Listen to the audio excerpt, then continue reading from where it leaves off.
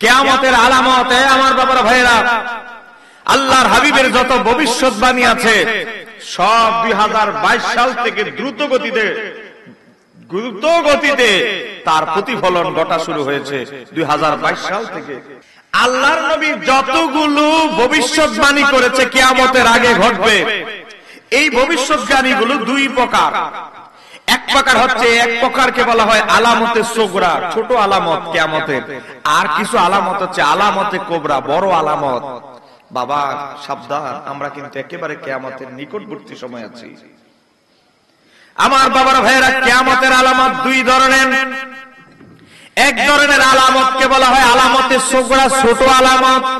ইমাম Jalaluddin Suyuti তার কিতাবের নাম তাফসিরে দুররুল মানসুরের মধ্যে সংখ্যা নির্ণয় করতে গিয়ে বলেছেন, কিয়ামতের আগে যেই আলামতগুলো প্রকাশিত হবে এগুলোর সংখ্যাগুলো তিনি বর্ণনা করতে গিয়ে সবগুলো একসাথে করে সিরিয়াল ধরিয়ে তিনি উল্লেখ করেছেন, কিয়ামতের আগে যেই ছোট ছোট আলামতগুলো প্রকাশিত হবে এগুলোর সংখ্যা হলো 92, আর কিয়ামতের আগে বড় বড় যেই আলামতগুলো প্রকাশিত হবে এগুলোর সংখ্যা হলো 11। তাহলে 92 আর 11, যারা বলেন 92 আর 11।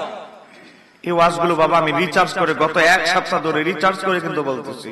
আপনারা মনে করতেছেন মাইকে উঠে গেলাম আর বলতেছি, এগুলো মসজিদের ইমাম আর নরমাল আলেমরা বলতে পারবেন, আমরা গবেষণা করে বের করে বলতেছি।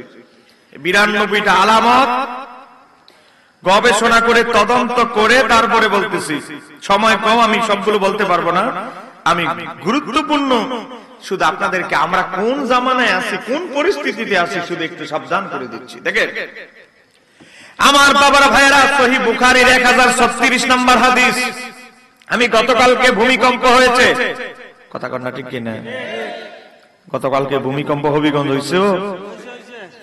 আহা, ভূমিকম্পের সময় দেখতে আল্লাহর নাম আলায় ফেললে আসমানতে, আবার ভূমিকম্প যাওয়ার পরে শেষ, আর নামাজের খবর নাই। এইরকম মুসল্লি আপনাকে শায়েস্তাগঞ্জ আসেনি? এই যে 9টার দিকে যে ভূমিকম্প হয়েছে, ওই 9:30টার সময় ফজরের নামাজ তো পড়ে নাই, একটানা 9:30 পর্যন্ত ঘুমায়। এই ধরনের ছেলে অনেক আছে না নাই? আহা, আজকে ভূমিকম্প কেন হচ্ছে? এই সমাজে ভূমিকম্প কেন হচ্ছে? বহু আলেমকে প্রশ্ন করবেন, সহজে উত্তর দিতে পারবেন। আমি খুঁজেছি, অনুসন্ধান করেছি, সমাজে ভূমিকম্প ঘন ঘন কেন আসে এটার ব্যাখ্যাও আমার নবী 1000 বছর আগে দিয়ে গেছে। একটু জোরে কন্যা সুবহানাল্লাহ। এটা আমার ব্যাখ্যা নয়, আমি মাওলানা মুফতি শহীদুল্লাহর ব্যাখ্যা গ্রহণ করার দরকার নাই আপনাকে। হাদিসের ব্যাখ্যা আপনাকে মানতেই হবে। হাদিস নাম্বার 2211, কিতাবের নাম তিরমিজি শরীফ। পাশে আলেম ওলামা আছে, নোট করেন, গুগলে সার্চ দেন তিরমিজি শরীফ 2211 নম্বর হাদিস। শহীদুল্লাহ বাহাদুরের কথাটা মিলিয়ে নেন, মিডিয়ার ভাইরা নোট করতেছে। এই যে ভূমিকম্প ঘন ঘন হচ্ছে, কেন হচ্ছে? আমার নবী বলেছে সমাজে এই কাজগুলো যখন চালু হবে দেখবা বেশি বেশি ভূমিকম্প শুরু হবে। জোরে কন্যা সুবহানাল্লাহ। তো দেখেন সমাজের কি কি কাজগুলো চালু হলে ভূমিকম্প হবে, এই সমাজের কাজগুলো একটু আমরা জানি। আমার নবী একটু কি বলতেছে শোনার দরকার আছে না নাই? বলেন দরকার আছে না নাই?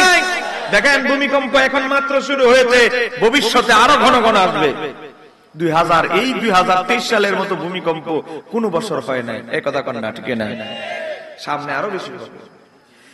আমার বাবারা ভাইয়েরা, আমার নবী বলতেছে কিয়ামতের আগে সামাজিক এই জিনিসগুলো যখন সমাজের মধ্যে ছড়িয়ে যাবে তখন দেখবা ঘন ঘন ভূমিকম্প হবে। কই কি? এক নম্বর হচ্ছে মানুষ গনিমতের মাল, আল্লাহর মাল, মনে করেন মসজিদের সম্পদ, মাদ্রাসার সম্পদ, এগুলো আল্লাহর সম্পদ। কথা কোনা ঠিক কিনা? মানুষ আল্লাহর রাস্তায় দান করে, কোন ব্যক্তিকে কেন্দ্র করে নয়। নবীকে মহব্বত করে মাদ্রাসা দান করে, আল্লাহকে মহব্বত করে মসজিদে দান করে। এই কথা কোন ঠিক কিনা? তা আমার নবী বলতেছে কিয়ামতের আগে এমন একটা সময় আসবে ও মানুষ আল্লাহর সম্পদকে নিজের পকেট মনে করবে, নিজের সম্পদ মনে করবে। সেক্রেটারি তুমি আসো কেশিয়া টিয়া পয়সা হিসাব করবা, হে মসজিদের টিয়া দিয়া গোপনে ব্যবসা করে। এমন কেশিয়ার আছে না নাই? আমি আমার কুমিল্লার কথা কইতেছি, হবিগঞ্জের কথা না। হবিগঞ্জ কি এমন কেশিয়ার আছে? হ্যাঁ থাকতে পারে। তো যাই হোক, আমার নবী বলতেছে কিয়ামতের আগে মানুষ আল্লাহর সম্পদকে নিজের পকেট মনে করবে, নিজের সম্পদ মনে করবে, নাম্বার 1। নাম্বার 2 কি? এরপরে বলতেছে আমানতের মাল লুট করে খেয়ে ফেলবে।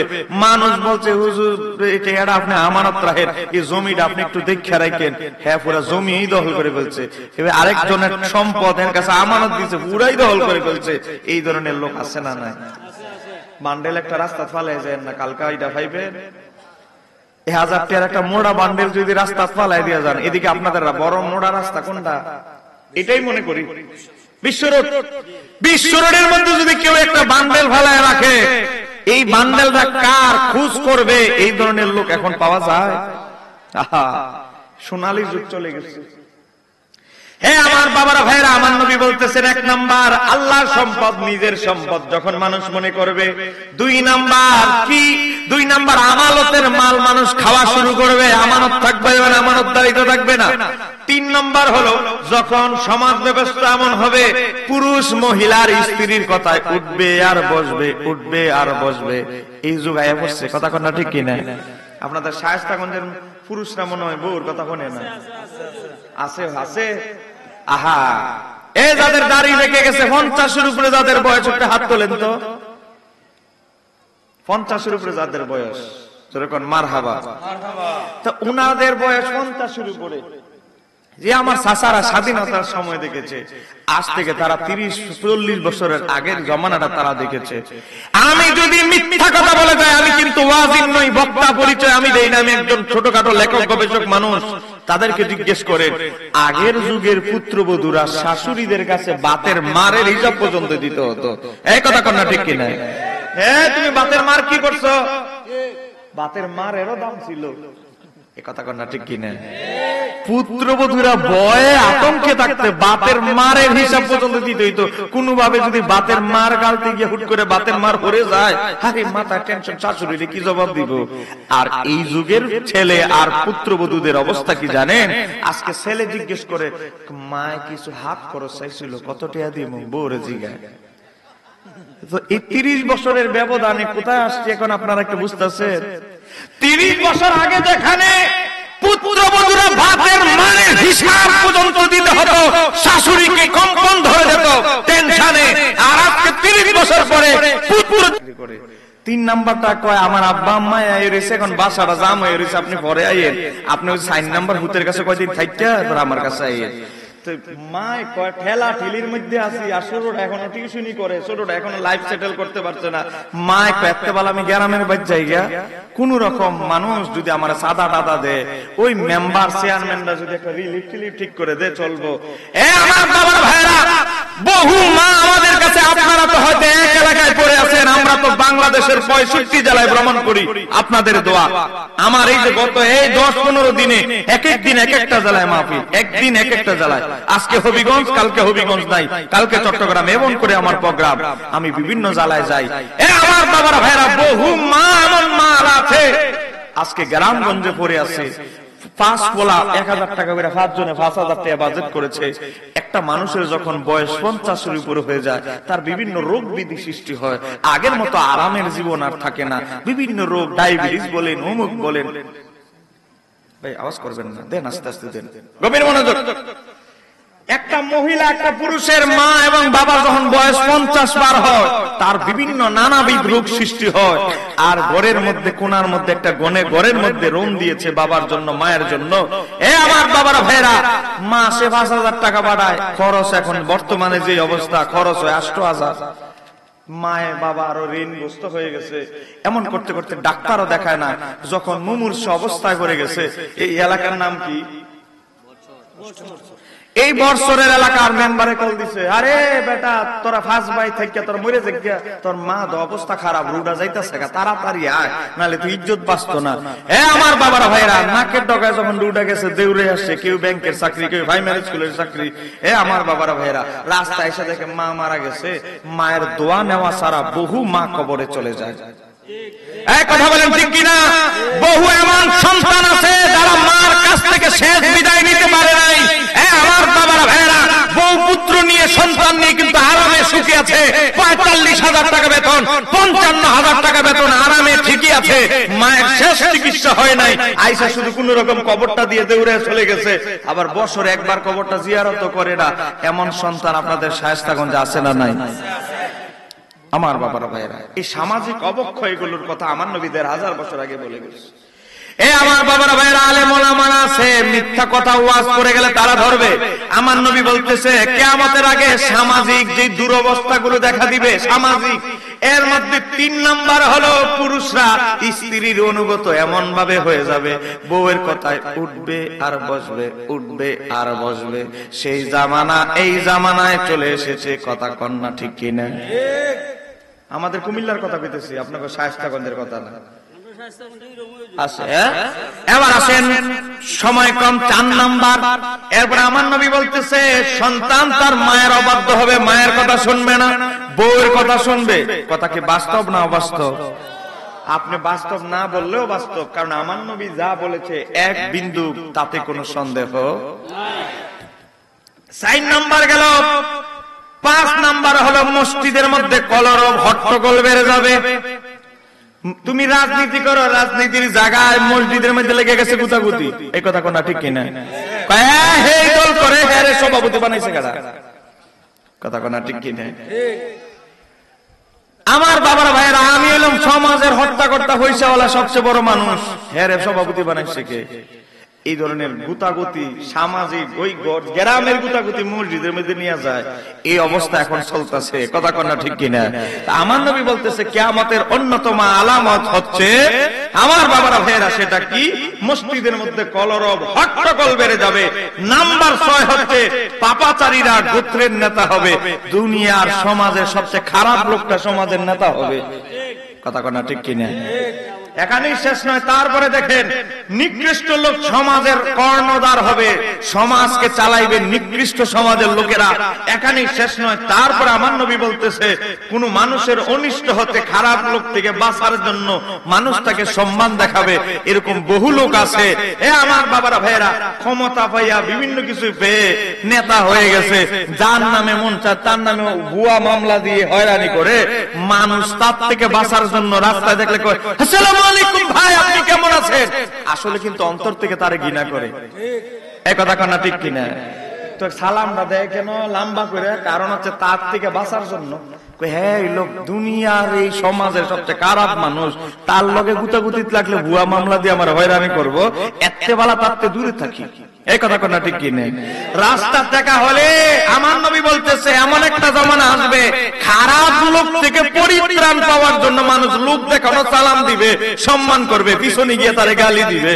এই ধরনের লোক সমাজে আছে না নাই? আছে না, থাকলে আমার নবী জীবনে বলতো না।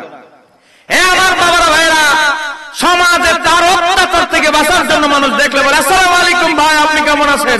শুনলাম গত 3 দিন আগে বেলা আপনার একটু পাতলা পায়খানা হয়েছিল, ভাই পাতলা পায়খানাটা সারছে। আমার বাবারা ভাইরা, এই ধরনের বহু লোক আছে। এবার আসেন, এরপর আমার নবী বলতেছে 9 এবং 10 গায়িকা, নর্তকী এবং আধুনিক বাদ্যযন্ত্রের প্রসার লাভ করবে। আজকে আমরা তাই বাস্তবে দেখতে পাচ্ছি। আজকে যারা ওই যে স্বাধীনতার পিরিয়ডের মানুষ, যাদের দাড়ি পেকে গেছে 70-এর উপরে বয়স, তাদেরকে জিজ্ঞেস করেন তাদের যখন পিরিয়ড ছিল, তাদের যখন ইয়াং জেনারেশন ছিলেন, তারা যখন যৌবন বয়স, গোটা বাংলাদেশে মিলে হাতে কোনো 20-30টা শিল্পী ছিল। আর আপনি যদি একটা ফেসবুক স্ট্যাটাস দেয় আমাদের সাবেক চেয়ারম্যান সাহেব যে এই শায়েস্তাগঞ্জ উপজেলায় কয়জন গান গাইতে পারে সুন্দর শিল্পী আছো, একটু কমেন্ট করো তো, দেখবেন শায়েস্তাগঞ্জে বহু শিল্পীর খবর পাওয়া যাবে। গান বন্ধ, সেরকম না? মারহাবা, আরো করে বলেন মারহাবা।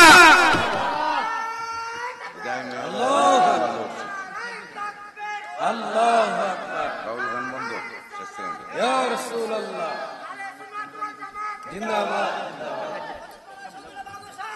জিন্দাবাদ। আপনারা কি বিরক্ত হচ্ছেন? আমার কথাগুলো কি গুরুত্বপূর্ণ না গুরুত্বপূর্ণ না অনগুরুত্বপূর্ণ?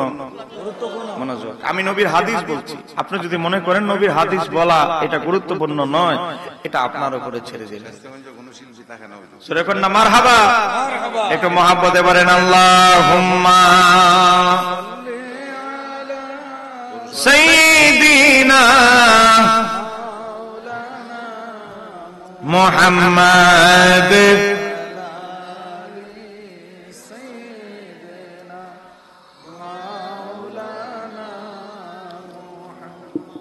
আমার বাবারা ভাইরা, সময় কম। আমার নবী বলতেছে শেষ জামানায় এমন অবস্থা হবে, গায়িকা নর্তকীদের সংখ্যা বেড়ে যাবে, গায়িকাদের সংখ্যা বেড়ে যাবে। আজকে অনেক গায়িকারা নাচও শিখে, তারা বুঝে যে গান গাইলে পয়সা কামানো যাবে না, সাথে নাচ তৈরি। এজন্য শিল্পী আর নাচনেওয়ালা দুইটা এক কোম্পানিতে যোগদান করছে। আমার বাবারা ভাইরা, এমন এমন আধুনিক বাদ্যযন্ত্র আবিষ্কার হয়েছে, এই বাদ্যযন্ত্রের নাম আমরা কেউ জানতাম না, কিন্তু আমার নবী কিন্তু ১৫০০ বছর আগে বলে গেছে এই পরিস্থিতি সৃষ্টি হবে। সময় কম, আমার নবী তারপরে বলতেছে এমন একটা অবস্থা হবে, মদ্যপান এমন ভাবে বাড়বে, মানুষ মদকে বিভিন্ন কৌশলে খাওয়ার জন্য ব্যবস্থা করবে। ডাইরেক্ট মদ বললে তো খাবে না, মদ রে বিভিন্ন উপায়ে পরিবেশনের চেষ্টা করবে। আজকে তাই চলতেছে, কথা কন না ঠিক কিনা? অথচ এখন আমরা বলতেছি, অথচ এই হাদিস কিন্তু আমার নবী ১৫০০ বছর আগে বলেছে। তারপরে এখানে শেষ নয়, এরপরে আমার নবী বলতেছে আমার ৬ জমানার উম্মতের, আমার পূর্ববর্তী উম্মতদেরকে সমালোচনা করবে। আজকে এমন কুলাঙ্গার লোক বের হয়েছে যারা ইমামদেরকে সমালোচনা করে। এই কথা বলেন ঠিক কিনা? ইমাম আবু হানিফা ১৩০০ বছর আগে দিন বুঝলো না সঠিক, ১৩০০ বছর পরে এসে বলতেছে ইমাম আবু হানিফা ভুল নামাজ শিক্ষা দিয়ে গেছে। জোরে কন্যা নাউজুবিল্লাহ। এটাও আমার নবী বলে গেছে। এমন একটা জামানা আসবে, শেষ জামানার লোকেরা তাদের পূর্ববর্তী বুজুর্গ ব্যক্তিদেরকে, সম্মানিত ব্যক্তিদের সমালোচনা করবে। আজকে এমন এক দল বের হয়েছে, নাম হলো আহলে হাদিস। তাদের মতে আগের ইমামরা যারা আমাদেরকে নামাজ শিক্ষা দিয়ে গেছে, তারা সব ভুলভাল নামাজ শিক্ষা দিয়ে গেছে। আর এখন এরা মহিলাদের মতো হাত বাঁধে, বারবার আঙ্গুল নাচায়। এটাই সঠিক, আগের ইমামরা যা করে গেছে সব ভুল। জোরে বলতে হবে নাউজুবিল্লাহ। আর জোরে বলেন আহা, কি আমার একটা কঠিন মুসিবতের অবস্থায় আছে। আহা, দেখেন এরপরে আমার নবী বলতেছে এই সমাজে যখন এই 12টা আলামত দেখা দিবে সামাজিক, তখন কি হবে জানো? তখন ঘন ঘন ভূমিকম্প শুরু হবে। আজকে এই 12টা আলামতের মধ্যে 12টাই সমাজে আছে, এজন্যই কি হচ্ছে, ভূমিকম্প ঘন ঘন বেড়ে যাচ্ছে। এই কথা কোন ঠিক কিনা? কথা কি সত্য না মিথ্যা? আমার নবীর হাদিস কি সত্য না মিথ্যা? বাস্তব না অবাস্তব? বাস্তব। তিরমিজি শরীফের 2211 নম্বর হাদিসটা আপনাদেরকে পড়ে শোনাইলাম। এবার আমি বলতেছি সহিহ বুখারীর 1036 নম্বর হাদিস। আমার বাবার ভাইয়েরা, হযরতে আবু হুরায়রা থেকে বর্ণিত, قال قال النبي صلى الله عليه وسلم, আমার নবী তার নুরানি জবানে ইরশাদ করতেছেন, লা তাকুমুস সাআতু হাত্তা ইউকবাদুল ইলমু। আমার নবী বলতেছে কিয়ামত ততক্ষণ পর্যন্ত হবে না, ততক্ষণ পর্যন্ত কিয়ামত হবে না। কয় কখন? যতক্ষণ না পর্যন্ত ইলম উঠিয়ে না নেওয়া হবে। সাহাবায়ে কেরাম জিজ্ঞেস করলো, ইয়া রাসূলুল্লাহ, ইয়া হাবিবাল্লাহ, কোরআন তো ঠিকই থাকবে, কিতাবপত্র তো ঠিকই থাকবে, এগুলো তো সবই ঠিকই থাকবে, তাহলে ইলম কিভাবে উঠে যাবে? আমার নবী বলতেছে ইলম উঠে যাবে এভাবে, হক্কানি বড় বড়, হক্কানি উঁচু মানের বড় বড় আলেমরা ইন্তেকাল করবে, তাদের মাধ্যমে ইলম উঠে যাবে। জাহেলদের জামানা বেড়ে যাবে, মূর্খ আলেম বেড়ে যাবে, নিজেরাও গোমরা হবে, মানুষদেরকেও গোমরা করবে। এই জায়গায় আমাদের গোমরা আলেমদের অভাব নাই। কথা কথা ঠিক কিনা? এই যুগে ভণ্ড মৌলবীদের অভাব নাই। আর আমরাও সমাজ ব্যবস্থা এমন হয়েছে, সুরটা যদি, টোনটা যদি একটু ভালো, আরে বাবা রে, বক্তা দুনিয়া না বক্তা, আর যদি একটু ইংরেজি কইতে পারে এই দেশের ভাষা, আরে বাবা গানটন ইন্টারন্যাশনাল বক্তা। কিন্তু আমরা দেখি না তাকওয়া, আমরা দেখি না তার সিনার মধ্যে কি ইলম আছে, যোগ্যতা কি। হ্যাঁ আমার বাবারা ভাইরা, এজন্য আপনারা বক্তাদেরকে দায়ী করেন, ভণ্ড বক্তা বলে গেছে। এর আগে আপনারা দায়ী। আপনারা যদি ভণ্ড বক্তাদেরকে দাওয়াত না দিতেন, এরা জমির মধ্যে কাজ করা ছাড়া কোনো উপায় ছিল না। এক কথা বলেন ঠিক কিনা? ফিস দিয়ে তো আপনারা এক দাম বাড়াইছে। এদের কথা হলো শাহস্তাগঞ্জ দাওয়াত না দিলে সোনারুঘাট তো আমার দাওয়াত আছে, সোনারুঘাট না দিলে তো আমার নবীগঞ্জ দাওয়াত আছে, নবীগঞ্জ না হলে তো হবিগঞ্জ সদরে দাওয়াত আছে। অসুবিধা নাই, তুমি না দিলে কি হবে? এ আমার বাবার ভাইরা, আমরা মূর্খ বক্তাদেরকে আজকে যারা স্টেজে বসে বসে গান গায়, আজকে শরীফুদ্দিনের সাথে আমার একবার দেখা হলো। শরীফুদ্দিনে আমার ব্রাহ্মণবাড়িয়ার কিছু বক্তারা আমার বাপ মেরে লেস। আগে তো আমি স্টেজে গান গান গাইতাম, এখন আর গান গাইতে না, আমার সব গান তারা স্টেজে গায়, তা আমার কি কেউ দাওয়াত দিব? তো চিন্তা করেন, শরীফুদ্দিনে গাইতো উরুস মাহফিল বিভিন্ন নাম দিয়া, আর আমাদের কিছু বক্তারা গান গায় ওয়াজ মাহফিলের নাম দিয়ে, খালি নামটা পরিবর্তন হইছে। এই কথা কোন ঠিক কি রে? হ্যাঁ ডোল, আর আমাদের কিছু বক্তারা ডোল ছাড়া গায়। এজন্য সাবধানে আলেম ওলামা বক্তা দাওয়াত দিবেন বাবা। আপনারা কি রাগ করছেন? আবার আমি লেখক মানুষ, আমাদের কথা হচ্ছে জাতিকে সত্য মেসেজ দিতে হবে। দাওয়াত দিলে দিবেন, না দিলে নাই। হ্যাঁ আমার বাবারা ভাইরা, রিজিকের ফয়সালা কোন জায়গা থেকে আসে? আল্লাহর পক্ষ থেকে, মনে রাখবেন। গভীর মনোযোগ, গভীর ভাবে লক্ষ্য করেন। আমি যেই হাদিসটা এখন পড়তেছি, এই হাদিসটা নিয়ে নাসা বিজ্ঞানীরা গবেষণা করছে, এই হাদিসটা নিয়ে বাংলাদেশের বিজ্ঞানীরা গবেষণা করছে, ইহুদিরা করতেছে, নাসারারা গবেষণা করতেছে। এই 2023 সাল থেকে গবেষণা করতেছে। যেরকম মারহাবা। আমি এখন যে হাদিসটা বলবো, বিজ্ঞানীরা গবেষণা করে, রিসার্চ করছে। কি হাদিস? আমার নবী বলতেছে কিয়ামত ততক্ষণ পর্যন্ত হবে না যখন এলেম উঠিয়ে নেওয়া হবে। এলেম কিভাবে উঠিয়ে নেওয়া হবে? আসমানে হক্কানি আলেমদের মাধ্যমে। নাম্বার 1। নাম্বার 2 হচ্ছে কি? এরপর আমার নবী বলতেছে ওয়া তাকসুরাত জালাজিলু। এরপর আমার নবী বলতেছে কিয়ামতের আগে ঘন ঘন ভূমিকম্প দেখা দিবে। জোরে বলেন, ঘন ঘন কি দেখা দিবে? অধিক হারে ভূমিকম্প দেখা দিবে। আজকে 2023 সাল থেকে এই যে দেখেন সিরিয়া সীমান্তে তুরস্কে কত বড় ভূমিকম্প হলো মাস 6 মাস আগে। হে আমার বাবারা ভাইরা, এর মধ্যে গোটা বিশ্বে অসংখ্য জায়গায় ভূমিকম্প হয়েছে। বাংলাদেশে বহুবার ভূমিকম্প হয়েছে। এমনকি গতকালকে আমরা ভূমিকম্প দেখেছি 9.6 স্কেলে। এই কথা বলেন ঠিক কিনা? আজকে এই হাদিসকে লক্ষ্য করে সব সারা পৃথিবীর বিজ্ঞানীরা গবেষণা রিসার্চ করে দিল যে মুহাম্মদ সাল্লাল্লাহু আলাইহি সাল্লাম বলেছে কিয়ামতের আগে ঘন ঘন ভূমিকম্প হবে। উনি তো কোন দেশকে কেন্দ্র করে বলেন যে এই দেশে বেশি হবে, ঘন ঘন ভূমিকম্প হবে, মানে সারা পৃথিবীতে ঘন ঘন ভূমিকম্প হবে। বিজ্ঞানীরা রিসার্চ করতে লাগলো। বাংলাদেশের ভূমিকম্প গবেষকরা গবেষণা করতে গিয়ে বিজ্ঞানীরা বলতেছে আগামী 20 বছর, সামনে যে 20 বছর পরে বাংলাদেশে বড় ধরনের ভূমিকম্প দেখা দিবে। এর মধ্যে 1 নাম্বার অঞ্চল হচ্ছে আপনাদের সিলেট। আপনাদের যদিও আপনারা সিলেট সদর থেকে বহু দূরে আছেন, আবার সাহস হারাইলে হইব না। হ্যাঁ, আল্লাহর ভয় থাকতে হবে। এই কথা কোন ঠিক কিনা? 1 নাম্বার টার্গেটে সিলেট, 2 নাম্বার কক্সবাজার। এই আমার বাবার ভাইরা, সিলেট সবচেয়ে ঝুঁকিপূর্ণ জায়গা। হইতে পারে পাহাড় জঙ্গল দেখতেছেন, কিন্তু বিজ্ঞানীদের গবেষণা এসেছে এ আমার বাবার ভাইরা 8টা জেলায় সবচেয়ে বেশি ভূমিকম্প কবলিত বাংলাদেশে।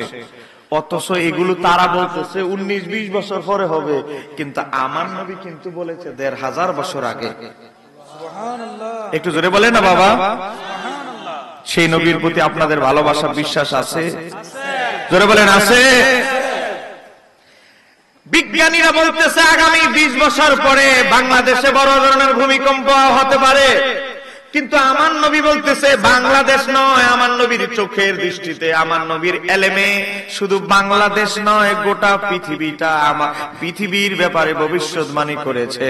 কিয়ামত ততক্ষণ পর্যন্ত হবে না, দেখবা কিয়ামতের আগে ঘন ঘন ভূমিকম্প হবে। নাম্বার 1। তারপরে আমার নবী বলতেছে দেশি আমাদের পৃথিবীর কাঠামোগতভাবে আমার নবী তারপরে বলতেছে সময়কে সংকুচিত করা হবে। 2022 সালে দেখেন যমুনা টিভি, বিবিসি থেকে শুরু করে অসংখ্য চ্যানেলে নিউজ করেছে, এই গত 3 দিন আগেও নিউজ করেছে। এ আমার বাবার ভাইয়েরা, নাসা বিজ্ঞানীরা গবেষণা করে দেখছে 2022 সালে ডিসেম্বর মাসে তারা গবেষণা করে পেয়েছে কি পেয়েছে জানেন? 24 ঘন্টায় হয় দিন।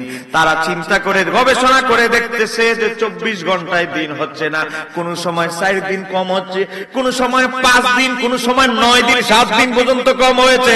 এই আমার বাবারা ভাইরা, বিজ্ঞানীরা প্রতিফলন পাচ্ছে 2022 সালের ডিসেম্বরে, কিন্তু আমার নবী ভবিষ্যৎবাণী করেছেন 2000 বছর আগে। একটু জোরে বলতে হবে সুবহানাল্লাহ। তারপরে আমার নবী বলতেছে ওয়াতাজহারাল ফিতানু, কিয়ামতের আগে ফিতনা বাসাতে ভরে যাবে। আজকে চতুর্দিকে ফিতনা। এই কথা কোন না ঠিক কি না? যেই ফতোয়া আমরা জীবনে শুনি না, এই ফতোয়া এখন আমদানি রপ্তানি চলতেছে। এই কথা কোন না ঠিক কি না? আজকে আমরা নবীর টুপি পরি, টুপি নিয়েও ফতোয়া অ্যালার্জি।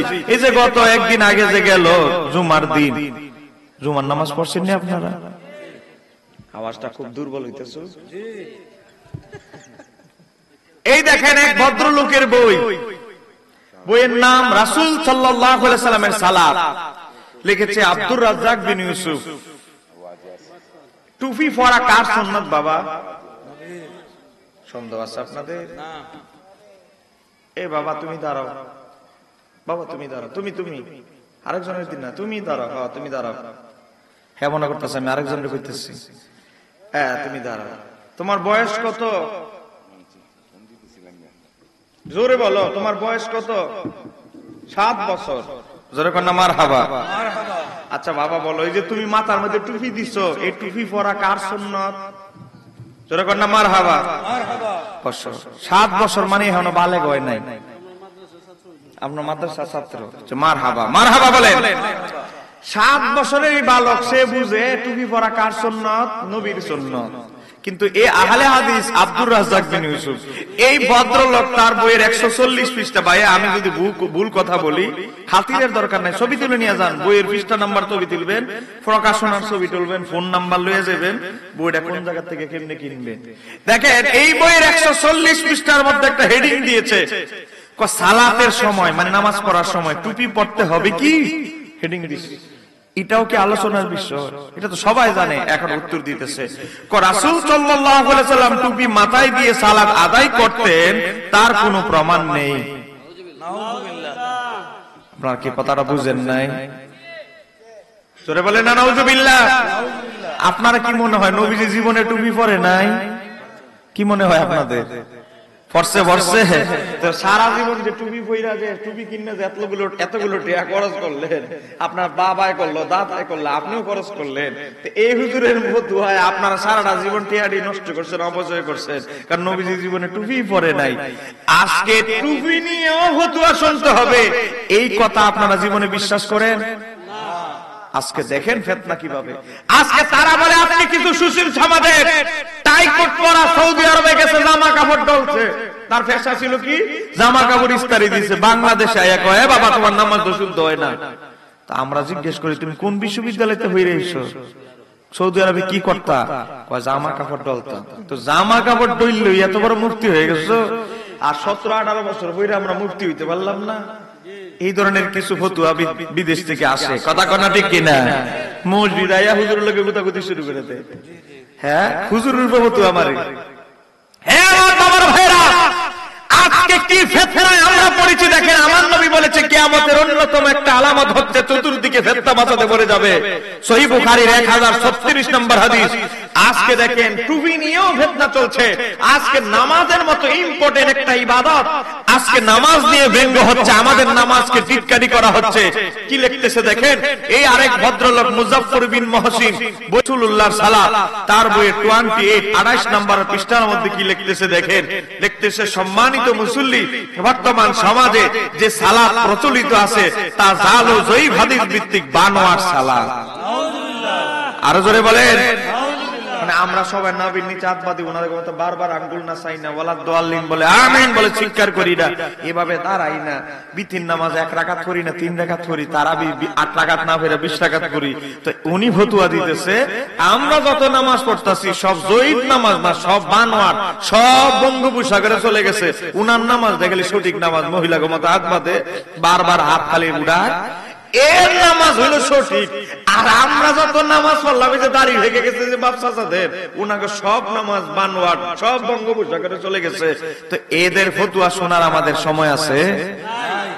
এই শায়েস্তাগঞ্জের ভাইরা, তাহলে আপনি কি মনে করছেন গোটা জীবনে আপনি যত ইবাদত বন্দেগী করেছেন, নামাজ পড়েছেন, আপনার সমস্ত নামাজ সব বঙ্গোপসাগরে গেছে, এটা কি বিশ্বাস করে? তাহলে আজকে ফিতনা ফাসাদ কি আমরা সৃষ্টি করতেছি না তারা করতেছে? এই যুবক, কি সমস্যা তোমাদের? হ্যাঁ 3 জনে 3টা রং চা দে যাইতাছে কেরে, রং চা খাইলে এখানে আছে। আচ্ছা ঠিক আছে, আসুন। আপনারা কি রাগ করতেছেন আমার কথা?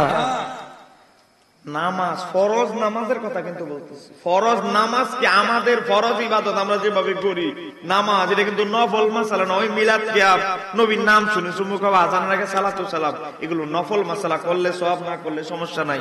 কিন্তু নামাজ 5টা স্তম্ভের একটা হচ্ছে নামাজ। আজকে আর আমাদের বিরুদ্ধে ফতোয়া দিচ্ছে আমাদের গোটা জীবনের সব নামাজ বানোয়াট নামাজ। হে আমার বাবার ভাইরা, আমাদের ইবাদত বন্দেগীকে যারা বানোয়াট বলে ফতোয়া দেয় তাদের সাথে কোলাকুলি করার কোনো দরকার সুযোগ আছে? দরকার সুযোগ আছে? সুযোগ আছে। আজকে দেখেন তারা আমাদেরকে গণহারে মুশরিক ফতোয়া দিচ্ছে, কাফের ফতোয়া দিচ্ছে। আজকে দেখেন এই ভদ্রলোক আব্দুর রাজ্জাক বিন ইউসুফ তার এই বইয়ের রাসূল সাল্লাল্লাহু আলাইহি ওয়াসাল্লামের সালাত বইয়ের 63 পৃষ্ঠার মধ্যে আমাদেরকে মুশরিক ফতোয়া দিচ্ছে। জোরে কোন নাউযুবিল্লাহ। আপনাদের মহল্লায় মসজিদ আছে না নাই? কোন দিক? আরে আপনাদের মহল্লার মসজিদ কোন দিক? মসজিদ তো বহু দিকেই আছে, সামনে সামনে। আচ্ছা, এই যে মসজিদ, মসজিদের মধ্যে এক পাশে আল্লাহু, আল্লাহর নাম, এরপরে বাম পাশে নবীর নাম আছে না নাই? বাবা, নবীর নামের কথা বলতে কি আপনাদের কষ্ট হয়? আমার নবীর মর্যাদা কি দুনিয়াতেই না আসমানে, জান্নাতে, সব জায়গায়? সব জায়গায়। মিডিয়া ভাইরা নোট করে নেবেন, আমি ট্রেনের মধ্যে এক বড় সাইকুল হাদিস, কওমিদের এক সাইকুল হাদিসকে আমি পাইলাম। তো উনারা জিজ্ঞেস করলাম, আপনি বুখারী কত বছর ধরে পড়ান? উনি বলতেছে সে নাকি বুখারী মুসলিম 40 বছর ধরে পড়াইতেছে। তা আমি বললাম, আপনি যে 40 বছর ধরে বুখারী মুসলিম পড়ান, আমার একটা হাদিসের ব্যাখ্যা দিয়ে দিতে হবে। এই হাদিসটা আমি বুঝতাছি না, আমার একটু ব্যাখ্যা দিতে হবে। একটু শুনতে চান? শুনতে চান? আমি আসতেছি। আমি জিজ্ঞেস করলাম, হাদিসে মেরাজের মধ্যে এসেছে সহিহ মুসলিমের 172 নম্বর হাদিস। যারা বলেন হাদিস নাম্বার 172, মুসলিম শরীফ হাদিস নাম্বার 172। সেই হাদিসের মধ্যে কি এসেছে জানেন? কোন কোন নুসখায়, আন্তর্জাতিক মানের নুসখায় 162 নম্বর হাদিস। দেখেন সেই হাদিসে এসেছে, গভীর মনোযোগ, আমার নবী যখন বোরাকে হযরত জিবরাইল আলাইহিস সালামের সাথে প্রথম আকাশে গেলেন, মনে করেন বাইতুল মুকাদ্দাস গইরা প্রথম আকাশে গেল, যাওয়ার পরে প্রথম আকাশের দরজার সামনে, আসমানের দরজার সামনে জিবরাইল এবং আমার নবী দাঁড়াইলেন। জিবরাইল সামনে গেলেন, জিবরাইল গিয়ে বলতে লাগলেন, মনোযোগ, বুখারী মুসলিমের হাদিস, এটা হযরত আনাস রাদিয়াল্লাহু আনহু riwayat। তো জিবরাইল গিয়া প্রথম আকাশের দরজায় মেরাজের রাতে বলতেছে, এই ফেরেশতারা দরজা খুলো। এখানে আলেম ওলামারা আছে, সাফার জোরে কথা বললে তারা ধরবে।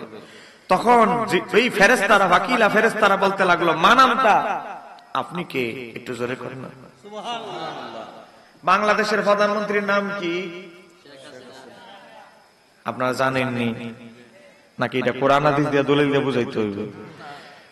একটা সুস্থ মানুষ, একটা বাচ্চা, সেও বুঝে প্রধানমন্ত্রীর নাম বা কোন দেশের প্রধানমন্ত্রীর নাম কি। যার যার দেশের প্রধানমন্ত্রীর নামটা অন্তত জানে, ভিন্ন দেশের প্রধানমন্ত্রীর নাম না জানলেও নিজের দেশেরটা জানে। কথা কন্যা ঠিক কিনা? আমার বাবারা ভাইরা, তো এখন ফেরেশতাদের প্রধানমন্ত্রী হচ্ছে হযরত জিবরাইল আলাইহিস সালাম। তিনি সমস্ত ফেরেশতা জাতির সর্দার। কিন্তু মেরাজ রাতে ফেরেশতারা, আসমানের প্রথম আকাশের ফেরেশতারা জিবরাইলকে চিনতেছে না, বলতেছে, মানামতা, মিয়া আপনি কে? আপনার পরিচয় দেন। না চিনার কারণ আছে না নাই? জোরে বলেন, আছে না নাই? এরপরে বললেন, ক্বালা, জিবরাইল আলাইহিস সালাম বললেন, আমার নাম জিবরাইল। তারপরেও খুলে না। একটু জোরে করেন না। সুবহানাল্লাহ। না খোলারও দরজার কারণ আসেনি? আছে। তারপরে দেখে এরপরে কিলা তারা বলতে লাগলো ফেরেশতারা ভিতর থেকে, আমার মাটা আপনার সাথে কে? তাহলে নবী জিবরাইলের সাথে কে, এটা সওয়াল করারও কারণ আসেনি? দেখেন তিনটা বিষয় এখানে লুকায়িত। হে আমার বাবারা ভাইরা, ফেরেশতা জাতির সর্দার হলেন হযরত জিবরাইল আলাইহিস সালাম।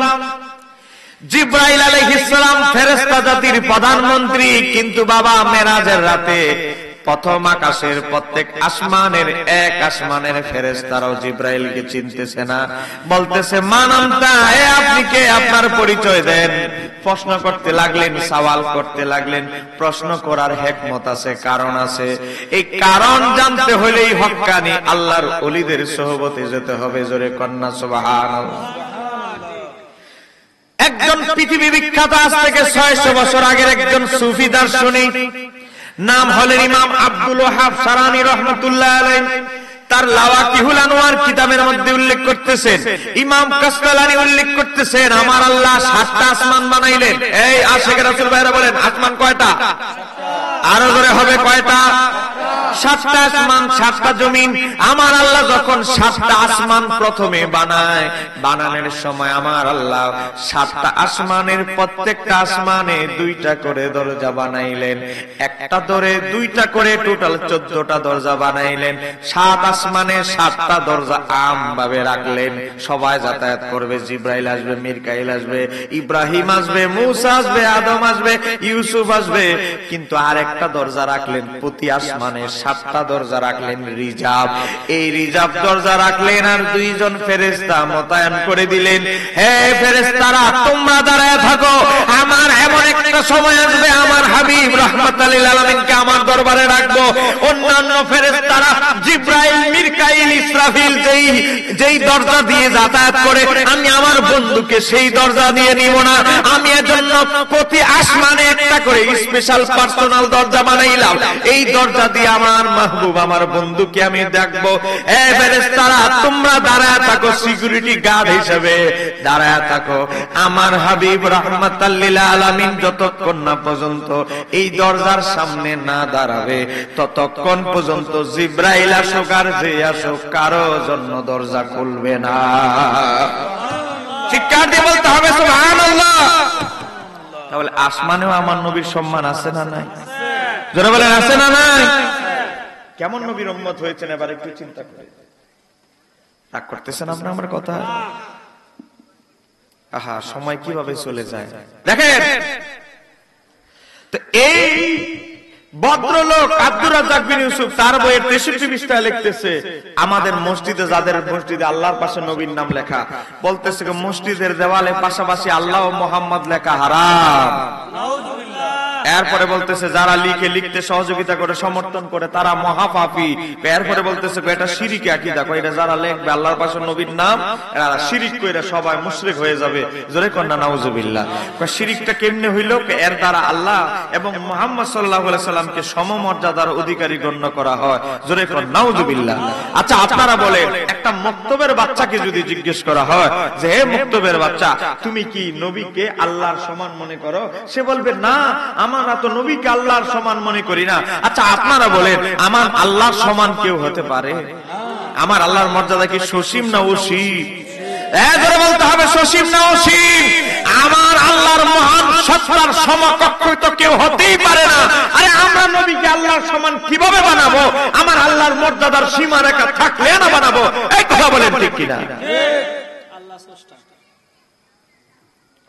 আজকে অবস্থা দেখে, কুফরি করলা তুমি, নবী আল্লাহকে সীমা রাখায় গণ্ডির মধ্যে আইন না, তুমি শিরিক করলা। আমরা তো আমার আল্লাহকে অসীম মনে করি, অসীম সত্তা মনে করি, যার কোনো সীমা রেখা নাই। নবীর সীমা রেখা আছে, নবীর মর্যাদা, আল্লাহর পরে আমার নবীর মর্যাদা সীমা রেখা আছে, কিন্তু আমার আল্লাহর মর্যাদার কোনো সীমা রেখা। তো আমরা তাহলে মসজিদের পাশে আল্লাহর পাশে নবীর নাম লিখি কেন? যে এটা হলো কালেমার সংক্ষিপ্ত রূপ। কালেমার একটা রূপ আল্লাহর কথা, আরেকটা রূপ নবীর কথা। এজন্য আমরা ডান পাশে আল্লাহর নাম রাখি, বাম পাশে নবীর নাম রাখি। একসাথে তো না, দুইটা তো দুই পাশে। এই কথা কোন ঠিক কিনা? হ্যাঁ আমার বাবারা, ভাইরা, এটা মনে করেন। ঘুমাই গেছেন না আপনারা? আবার আর কি আধা ঘন্টা আমার সময় দেওয়া যাবে? এই যে মনে করেন এটা একটা বোতল, এটা কিসের বোতল? এই পিছনে ভাইরা কি আপনারা দেখেন আমারে? এটা কিসের বোতল? আর এটা কি? টিস্যু। আচ্ছা, আপনারা বলেন, আমরা যদি বলি এখানে একটা টিস্যু বক্স আর পানির বোতল রাখা হয়েছে, আচ্ছা আপনারা বলেন দুইটা কি এক জিনিস না দুই জিনিস? কেন দুইটার আলাদা দুইটা নাম? তাহলে দেখেন, এক পাশে আল্লাহর নাম, অপর পাশে নবীর নাম, নাম হয়তো দুইজনের দুইটা। এই কথা কথা ঠিক কিনা? দুইটা তো এক জিনিস হওয়া সম্ভব নয়, এক সমান হওয়া সম্ভব নয়। আমার বাবারা, ভাইরা, দুইটা নাম একসাথে রাখা মানে দুটোটার সমান মর্যাদা নয়। এই কথা বলেন ঠিক কিনা? এখন মনে করেন একটা কাগজ নিলাম, মনে করেন এটাই কাগজ। রাগ করতেছেন আপনারা? এই কাগজের এক পাশে এই হুজুরের নাম লিখলাম, আব্দুর রাজ্জাক বিন ইউসুফ। আরেক পাশে রাখলাম আবু জাহেল। এখন আপনারা বলেন, কোন সাধারণ বোকাও বুঝবে না যে এই আবু জাহেল মানে আব্দুর রাজ্জাক বিন ইউসুফ, আব্দুর রাজ্জাক বিন মানে আবু জাহেল। কেউ বুঝবে না। কেন? কারণ আবু জাহেলের নাম আলাদা, ওই ভদ্রলোকের নাম আলাদা, দুইজন দুই ব্যক্তি, নাম দুইটা, ব্যক্তিও দুইজন, মর্যাদায় এক সমান হওয়ার বোঝাও যায় না। তাহলে তুমি কেমনে বুঝলা আল্লাহর পাশে নবীর নাম লেখা মানি দুইজনের মর্যাদা এক সমান? তোমার পাশে যদি আবু জাহেলের নাম লিখে তুমি ফতোয়া দিবা না দুইজনের মর্যাদা এক সমান নয়? হ্যাঁ, এটাও তো পাশাপাশি লেখলাম। পাশাপাশি লেখলে যদি মসজিদে নবীর নাম আল্লাহর পাশে নবীর নাম লেখলে যদি মর্যাদা এক সমান বুঝা যায়, তোমার পাশে আবু জাহেলের নাম লেখলে বুঝা যায় না? কেরে নিজের বালা শোনো আনা, হ্যাঁ, নিজের বালা হইলে শোনো আর 16 আনা, আরেকজনের বাইলে হইলে 8 আনা। বিচার মানি তাল গাছ আমার, একটা কথা আসেনি? আজকে দেখেন আমাদেরকে কি গণহারে কাফের ফতোয়া দেওয়া হচ্ছে। আল্লাহ সুবহানাহু ওয়া তাআলা এই ফিতনা থেকে আমাদের হেফাজত করুন, জোরে বলেন আমিন। আজকে এমন অবস্থা হয়েছে জানেন, আজকে এই সন্তানেরা আধুনিক যুগের এই যে কলেজের টাইটই ভরে এসে ছেলেরা দেখবেন, জেন্টলম্যান ছেলেরা আজকে মা বাবার কবর জিয়ারত করতে চায় না। কেন জানেন? এই ধরনের বেয়াদবদের ফতোয়া শুনে। এই আব্দুর রাজ্জাক বিন ইউসুফ তার বইয়ের 316 পৃষ্ঠার মধ্যে লিখেছে যে কবরস্থানে গিয়ে সূরা ইয়াসিন বা কোরআন তেলাওয়াত করা যাবে না। দেখতেছে যদি কোরআন তেলাওয়াত করে তাহলে তা সম্পূর্ণরূপে বেদাত। তো সারা জীবন এই যে মুরব্বী বাবারা, আপনারা বলবেন যারা আপনাদের বাবাকে দেখছেন, দাদাকে দেখছেন, আপনাদের বয়স 80 বছর হয়ে গেছে, আপনার বাবার জিন্দেগি 70-80 বছর, তা আপনার দাদারেও দেখছেন, 3টা যুগ আপনারা দেখলেন, 3 যুগ তো সর্ব মিলিয়ে ফালায়া দিল 200 বছর ধরে দেখতেছেন। আপনারা কবরস্থানে গিয়ে সূরা ইয়াসিন, সূরা ফাতিহা, ইখলাস, কুল আল্লাহ এগুলো তেলাওয়াত করে মৃত ব্যক্তিদের রূহে বকশিশ করেছেন। আর আজকে তারা বলে এগুলো বললে আরো গুনাহ হবে, বেদাতের গুনাহ। আর আমরা সারা জীবন আমাদের আগের 200 বছর আগের আলেমরা সব গোড়ার গাছ কাটছে, আর এই মৌলবীরা সব বুঝে ফেলছে। আপনারা কি এটা মনে করেন? হ্যাঁ, দাঁড়ায় আছেন, বলেন মনে করেন? আজকে এমনি সন্তানরা বাবা মার কবরে গিয়ে দোয়া করে না, আর এদের ফতোয়া শুনলে আর দোয়া করব কি কোন চাচা? হ্যাঁ, আপনারা বলেন এমনি আধুনিক যুগের ছেলেরা বাবা মার কবরে যাইতে চায় না, জিয়ারত করতে চায় না, আর এদের ফতোয়া শুনলে তার জীবনও যাবে না। আজকে তারা বলেছে এতদিন জানাজার পরে দোয়া নাই, বেদাত। এখন আবার ফতোয়া দিতেছে কি দেখেন, 315 পৃষ্ঠায় আহলে হাদিসেরা কয় দাফনের পরে হাত তুলে মুনাজাত করা যাবে না। ভাই আসেনি? আর বলেন একটা বাগায় গেছে গা, এতদিন বলে ওলিয়া উলিয়াদের দরবারের সামনে মুনাজাত করা যাবে না। আচ্ছা বুঝলাম, ওয়াহাবি ট্যাবলেট খাইছো। কয় পরে করলো কি, কয় নবীজির রওজার দিকে ফিরেও জিয়ারত করা যাবে না। বুঝছি সৌদি আরবের রিয়াল ঢুকছে তো ওয়াহাবিদের টিয়া। এরপরে বলে ফরজ নামাজে পরে মুনাজাত করা যাবে না। বুঝছি তুমি আহলে হাদিসের ভাইরাস খাইছো। এরপরে বলে কি, জানাজার পরে দোয়া করা যাবে না। বুঝছি তুমি কওমি গুলোকে মিলছো, আহলে হাদিস গুলোকে মিলছো। এখন আবার বলতেছে কি জানেন, কয় জানাজার নয় দাফনের পরেও দোয়া করুন দিত। দেখেন আমার নবী দোয়ার ব্যাপারে উৎসর্গ করছে, উৎসাহিত করতেছে আমাদেরকে, আর এরা দোয়া কেমনে বন্ধ করা যায় উল্টা বেড়ে লাগছে, আদা জল খাইয়ে লাগছে। হ্যাঁ, নামাজে কমালাইতেছে। আমার বাবার ভাইরা, আমি এই ওয়াজ করি দেখে আহলে হাদিসের বিরুদ্ধে তো কঠোর ভাষা কেউ এত আমার মতো কেউ কথা কয় না। আমি কথা বলি দেখে কিছু লোক আমার বিরুদ্ধে খেপে গেছে। আজকেও যদি কল লিস্টটা আপনি দেখেন 150 গালাগালি করেছে, আর কমেন্টে গালাগালি, আরে বাবা রে কত গালি আছে, এমন বিশ্রী ভাষায় গালি দেয়। আমি আমার ছোট ভাইদেরকে বলি, দেখো এদের মুখের ভাষা যত খারাপ, এরা যে গোমরা দলের অনুসারী তাদের মুখের ভাষায় বলে, এই কথা কোন ঠিক কি? সবচেয়ে কম খারাপ ভাষার গালি হচ্ছে তাদের কাছে মাজার পূজারি। এটা হলো সবচেয়ে কম দামি গালি। এটার উপরে যত গালি আছে সবগুলো দেয় এরা। কথা কন না ঠিক কিনা? তোমরা গালি দিতে পারবে, আমরা ইমাম আবু হানিফার সৈনিক, আমরা সত্য কথা বলে যাচ্ছি, বলে যাব, এই কথা বলেন বাবা, ঠিক কিনা? আমার বাবারা ভাইরা, আমার ওয়াজের শেষ সীমানায় এসেছি। এবার ইমাম মাহদী আলাইহিস সালাম যে আসতেছে সামনে, এই সম্পর্কে দুই একটি কথা বলে আমি আমার ফরিদি সাহেব আসলে ওনার কাছে মাইক ছেড়ে দিব। একটু ইমাম মাহদী আলাইহিস সালাম সম্পর্কে দুই একটা কথা বলতে চাই। আপনারা আসেন। কে কে ইমাম মাহদী আলাইহিস সালাম সম্পর্কে একটু শুনতে চান? হাত তুলে দেখাই দেন। নারায়ে তাকবীর, নারায়ে রিসালাত, রাসূলুল্লাহ। হাত নামান।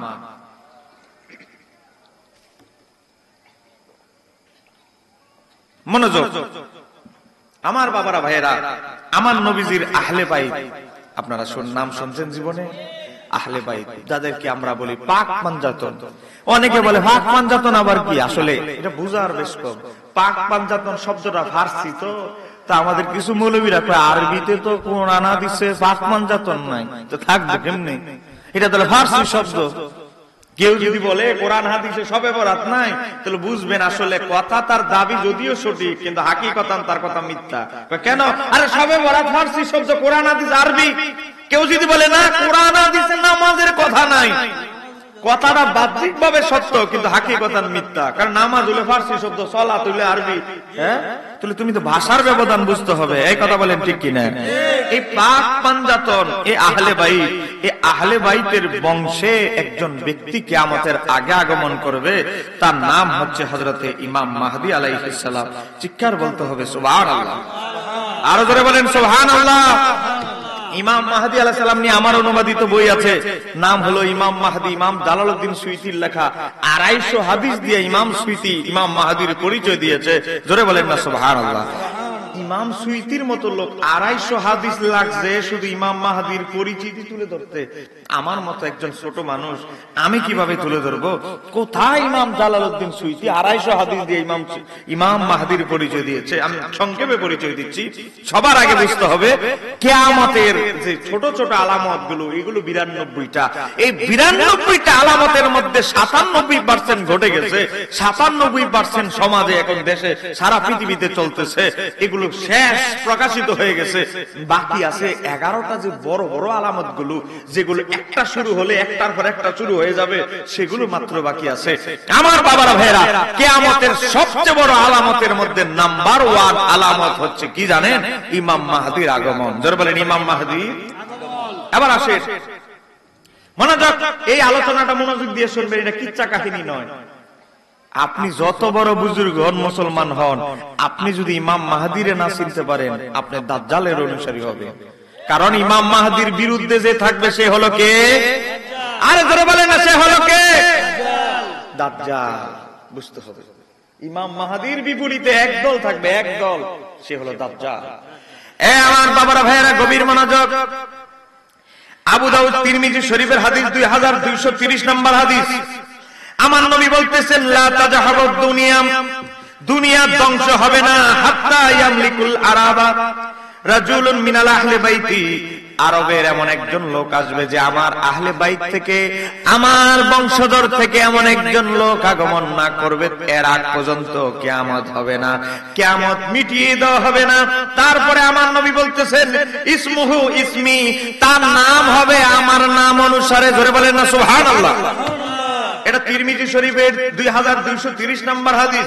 আমার নবী বলতেছে ইমাম মাহদীর নাম হবে আমার নামে। তাহলে আমার নবীর নাম হলো মুহাম্মদ। কিতাবের মধ্যে এসেছে ইমাম মাহদীর নাম হবে মুহাম্মদ। ইমাম মাহদীর বাবার নামও হবে আমার নবীর বাবার নামের মতো নাম, আব্দুল্লাহ।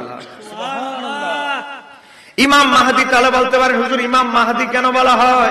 ইমাম মাহদী হলো ওনার উপাধি, টাইটেল। ইমাম মাহদী অর্থ হচ্ছে হেদায়েত প্রাপ্ত, যার মাধ্যমে লক্ষ লক্ষ কোটি কোটি কোটি মুসলমান হেদায়েত প্রাপ্ত হবে। এজন্য তার টাইটেল হলো মাহদী। জোরে বলেন মারহাবা। আমি সংক্ষেপে শুধু পরিচয় দিব। এবার আসেন ইমাম মাহদী আলাইহিস সালামের ব্যাপারে অন্য হাদিসে, আবু দাউদের 4284 নম্বর হাদিস। আমি আমার বই থেকে বলতেছি। হযরতে আল্লাহ হাবিব সাল্লাল্লাহু আলাইহি সাল্লাম বলতেছে, আল মাহদিয়ু মিন ইতরাতি মিন ওয়ালাদি ফাতেমাতা। মাহদী হবে আমার মেয়ে ফাতেমার বংশে আসবে। জোরে করেন না।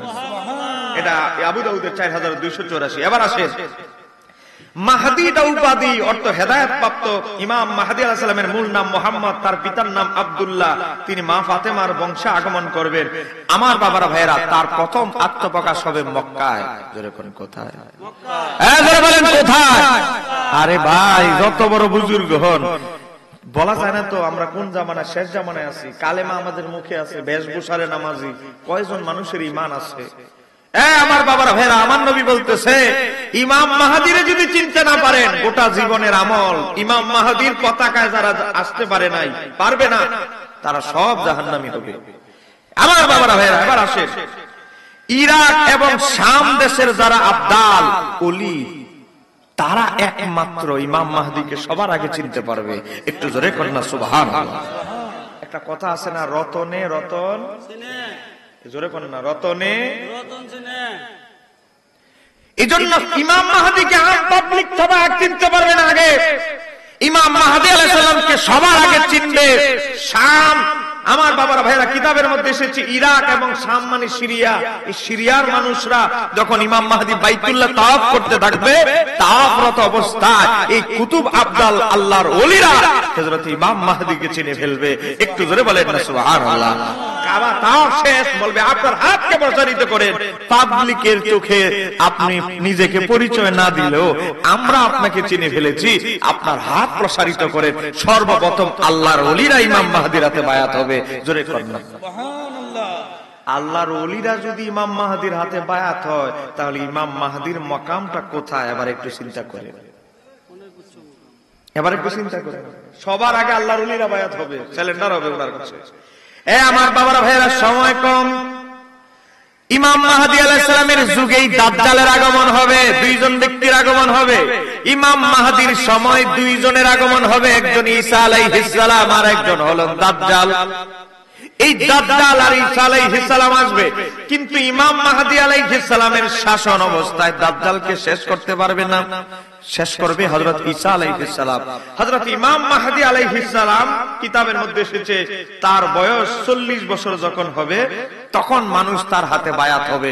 কোন কোন কিতাব এসেছে 49 বছর বয়সে তার ইন্তেকাল হবে। 9 বছর তিনি ক্ষমতায় থাকবে।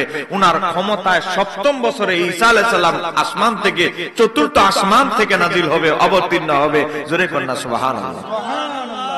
মনোযোগ। হযরত ইমাম মাহদি আলাইহিস সালাম 9 বছর শাসন করবে। 7ম বছরে হযরত ঈসা আলাইহিস সালাম আগমন করবেন। এর মাঝখানে আসবে দাজ্জাল।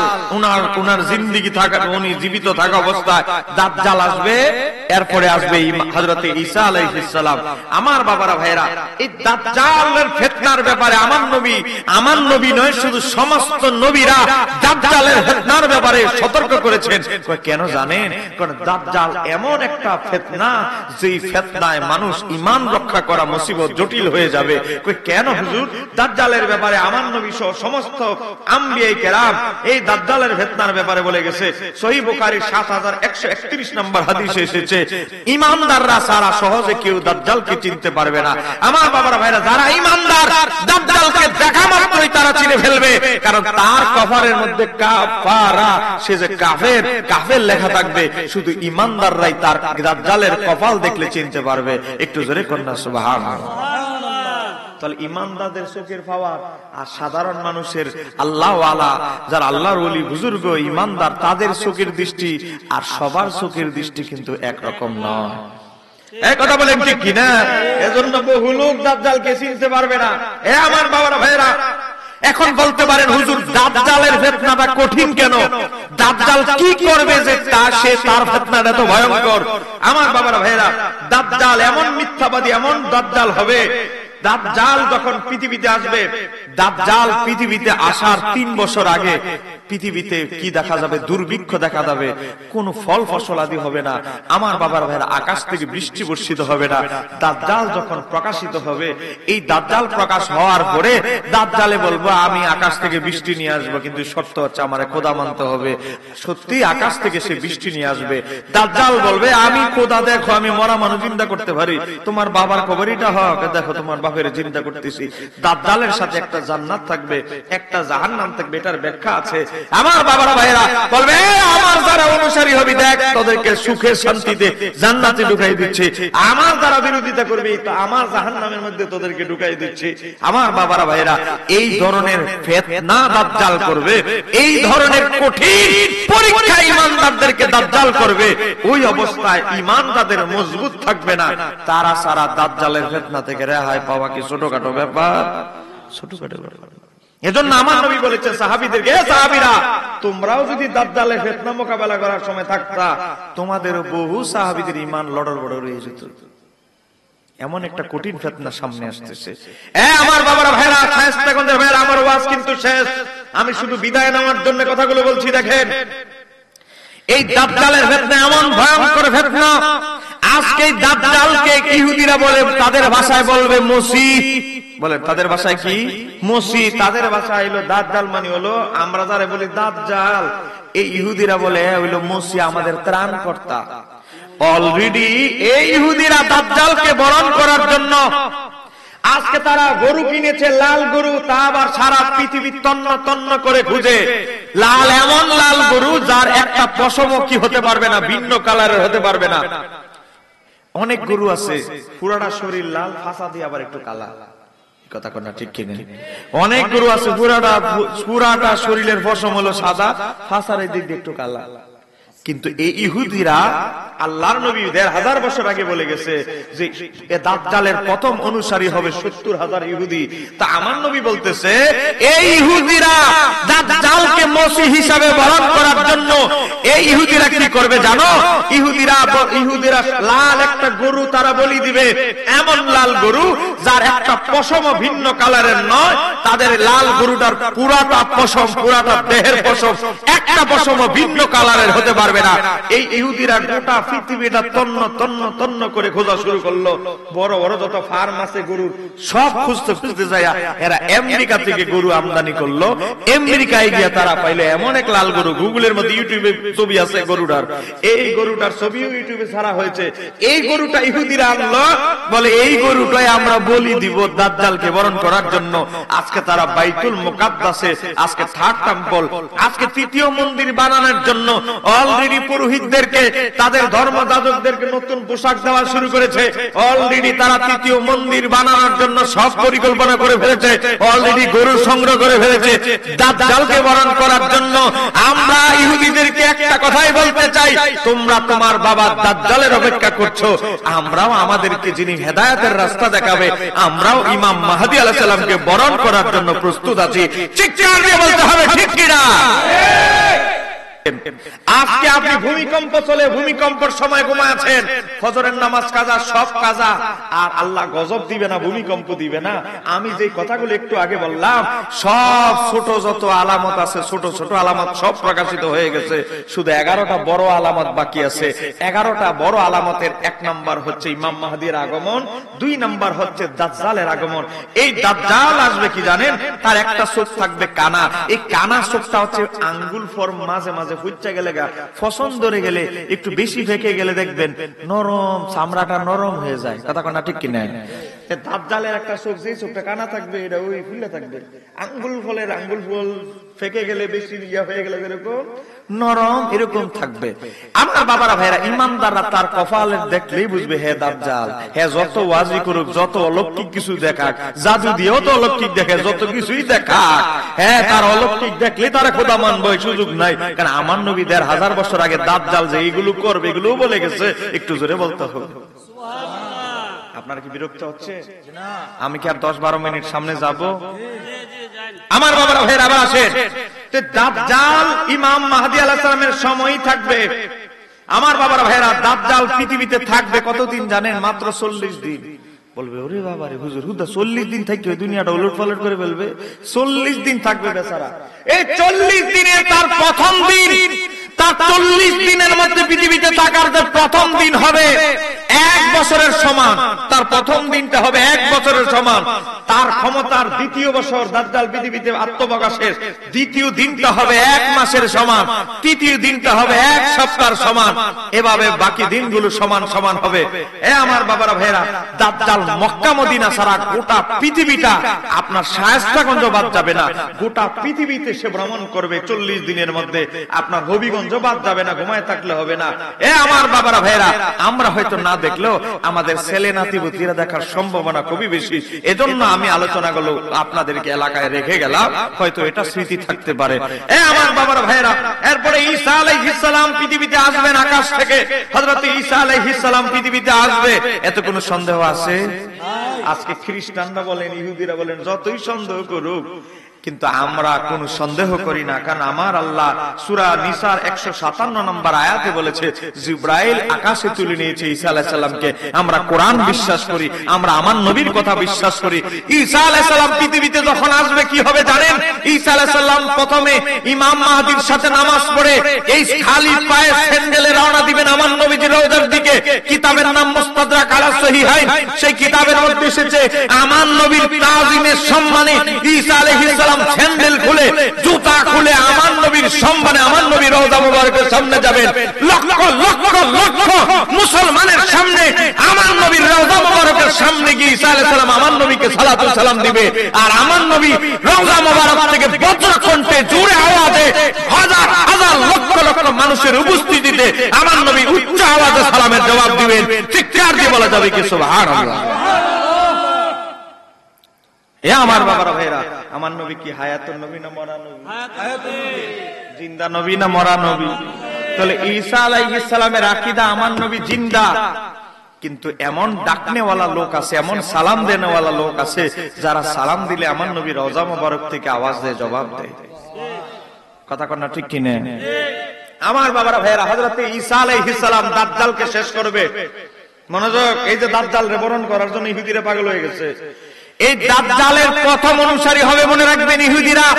আমার নবী এটাও বলেছেন দাজ্জালের প্রথম অনুসারী, প্রথম যে দলটা এটা হলো ৭০,০০০ ইহুদিরা এক দল প্রথম জোট হয়ে দাজ্জালের অনুসারী হবে। তারপরে বাকি ইহুদিরা তার পিছনে ঘুরবে। ইহুদি থেকে শুরু করে ইহুদিরা সবার আগে দাজ্জালের অনুসারী হবে। আর এজন্য ইহুদিরা আগে আগে পাগল হয়ে গেছে। এই কথা কোন ঠিক কিনা? সময় কম।